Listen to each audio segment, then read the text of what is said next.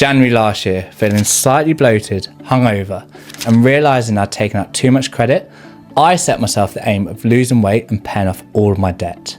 By June, I'd gone from this to this, and by November, I'd paid off 20k's worth of debt.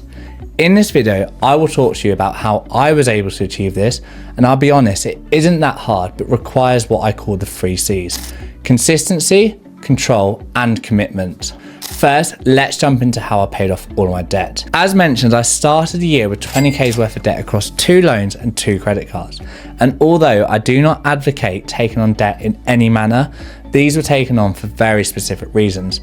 Number 1 was for paying for my wedding, number 2 was paying for my MBA, and number 3 was around my home improvements and legacy car loan that I had. The 2 credit cards were on 0% APR, and the 2 loans were on 2.9 and 3.4%, so they were still very cheap.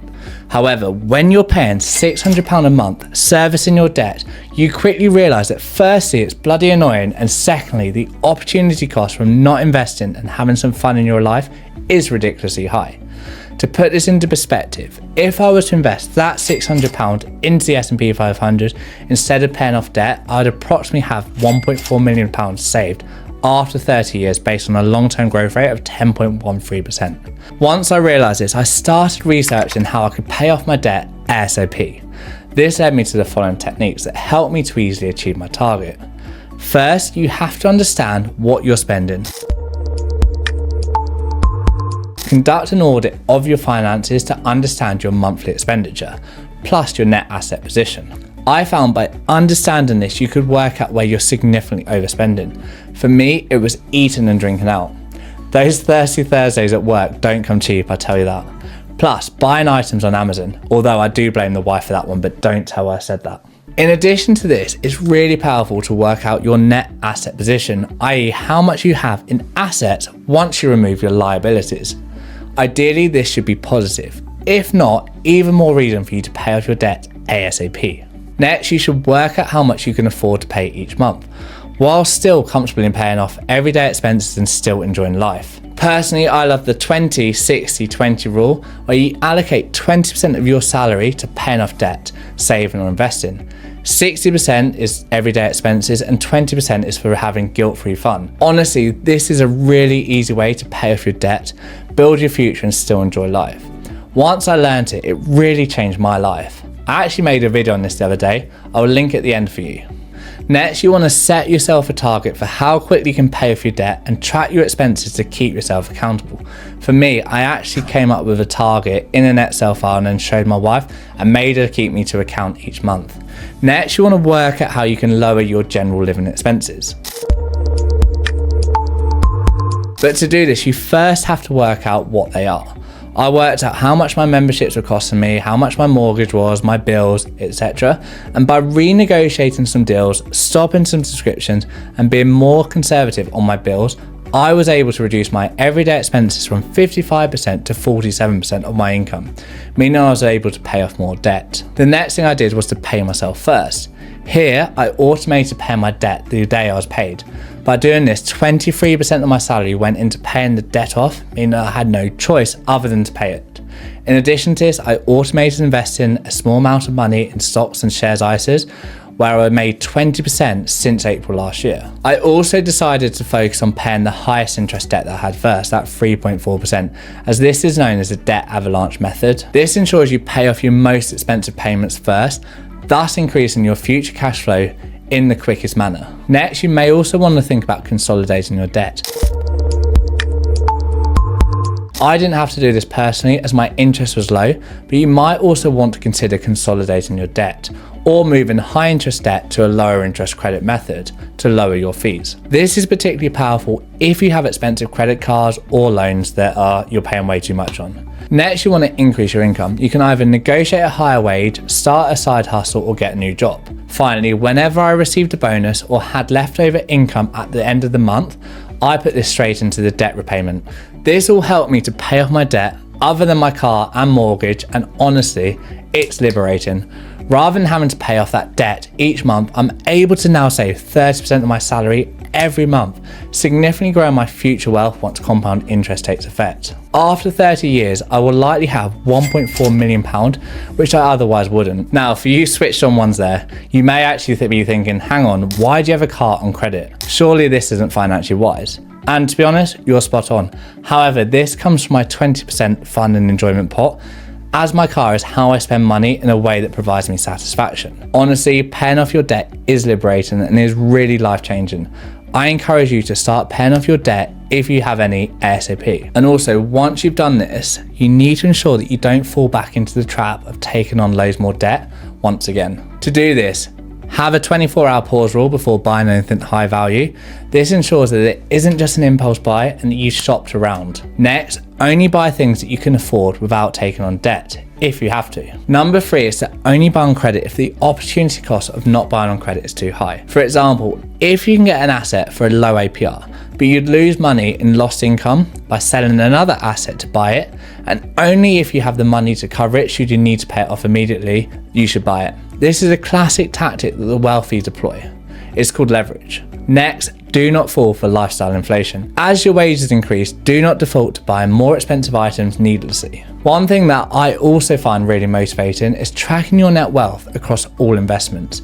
You'll see as it starts growing, it becomes really addictive and you'll want to keep investing. My mentor actually took me through his accounts where he had millions by following similar approaches to what I've just talked you through. That really inspired me, I can tell you that. Similar to the liberating feeling paying off your debt had, looking good and being healthy is the same. Now, let's jump into how I was able to go from this to this, completing the body recomposition where I built muscle and shredded fat, where I ultimately lost 9% body fat in 5 months, where I lost 4.2 pounds or 2 kilos while significantly increasing my lean muscle. Similar to paying off debt and investing, it does require the 3 C's: consistency, control, and commitment. And I'll also caveat this because this is quite important. It's actually a lot easier to do this if you're a beginner, you have high body fat, or you haven't been lifting consistently like I had for a while. First, you want to set a target and track progress towards it. Having a goal ensures that you keep yourself motivated, especially as you start to see the progress towards it. The best way to lose weight is to do it slowly via a slight calorie deficit. I'd also recommend taking regular photos and measurements to help you maintain your motivation. And don't expect your scales to go down too much if you're actually putting on muscle, as this weighs more than fat. Number 2, you want to work out the calorie deficit needed. 3,500 calories equates to around 1 pound in fat. Then you want to work out your total daily energy expenditure, and there are multiple calculators online that can help you with this. I will link one in the description. And then finally, you want to work out how much of a deficit you need per day to hit that target. But honestly, please don't go too extreme, otherwise it won't be sustainable and you have a bit of a yo-yo diet. You may or may not know this, but your energy consumption is made up of 3 key components. The first one is your basal metabolic rate. This is the number of calories that your body burns when you're not moving. Second is the thermic effect of food. This is the amount of energy you burn by digesting your food. And third, the energy expenditure you have from physical activity. Next, you want to track your calories consumed and burnt. Personally, I scanned my food using MyFitnessPal and then went for a deficit of around 300 to 700 calories per day.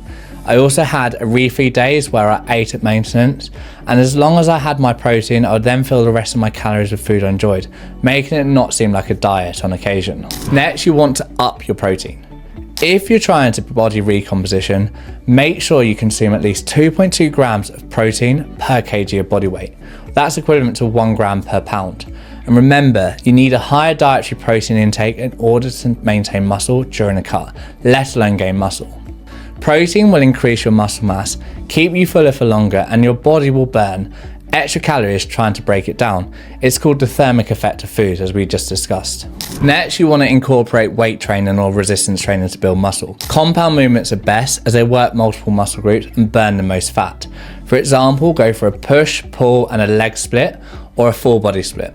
Lift as heavy as you possibly can and incorporate progressive overload. Weight training will add muscle mass to your frame, burn a ton of calories and improve your body shape. And it will also make you shredded abs, which stand out even further.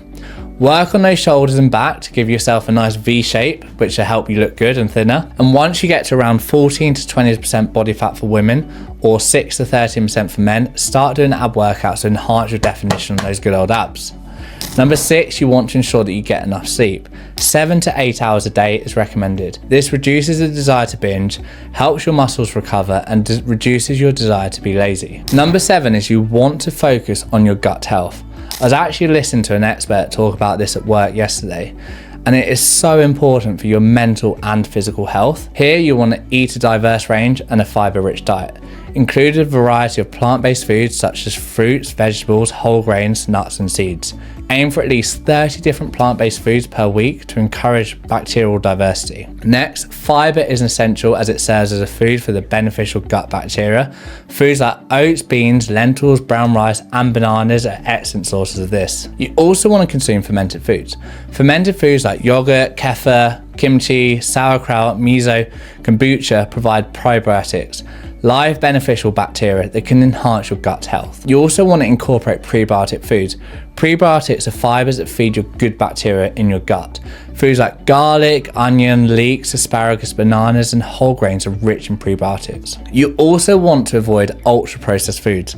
Limit the consumption of processed foods high in refined sugars and unhealthy fats, as these can disrupt the balance of your gut bacteria. You also want to do time-restricted eating if possible. Fasting for 12 to 14 hours between dinner and breakfast may allow your gut to rest and stimulate bacterial growth. Number 8, you want to incorporate low-impact cardio such as walking. I found this as a really good way to increase your calorie deficit, and it was very simple. You can easily achieve this by taking the stairs at work, parking further away from the store you want to visit, or even just taking the dog out at lunchtime. Once you've hit your weight loss goal, start slowly building your calories back up to maintenance, as after a while your body adjusts to the new lower calorie intake and therefore the deficit will stop working for you. And finally, you want to try and sustain this new healthy lifestyle. First, start eating the foods you like but in smaller portions and moderation, focusing on that good gut health. And secondly, you want to retain the high protein in your diet to ensure that you stay fuller for longer. Both losing weight and paying off debt is realistic and can be done by anyone.